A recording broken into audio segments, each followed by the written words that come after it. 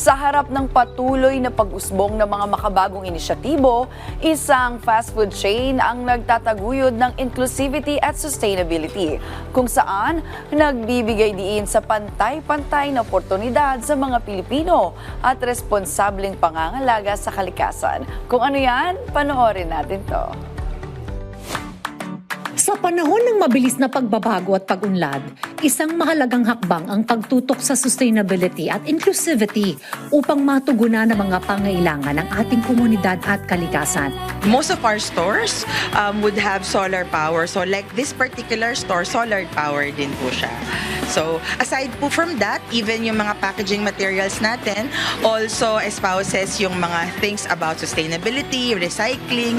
So nandun po tayo sa trust din na yan. Bukod sa kanilang pagpapahalaga sa kalikasan, sila rin ay may malasakit sa miyembro ng komunidad, lalo na sa mga senior citizen. Every time we open a new store, so it opens also not only the economy of the city, but also opens up opportunity for the labor force. Wala tayong tinitingnan na in terms of age, gender, or race when we get our crew. At syempre, lalo pang nagpasaya at nagbigay kilig sa naturang event, ang special appearance ng singer-songwriter na si Adi, kung saan dito ay nagkaroon siya ng chance maging celebrity crew at mag-serve sa ilang customers.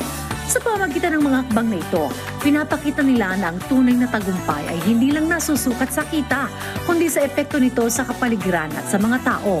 Ang kanilang inisyatibo ay nagsisilbing halimbawa sa ibang negosyo kung paano nila maaring gamitin ang kanilang impluwensya at resources upang magtaguyod ng pagbabago at makapagbigay ng mas malalim na kahulugan sa kanilang serbisyo.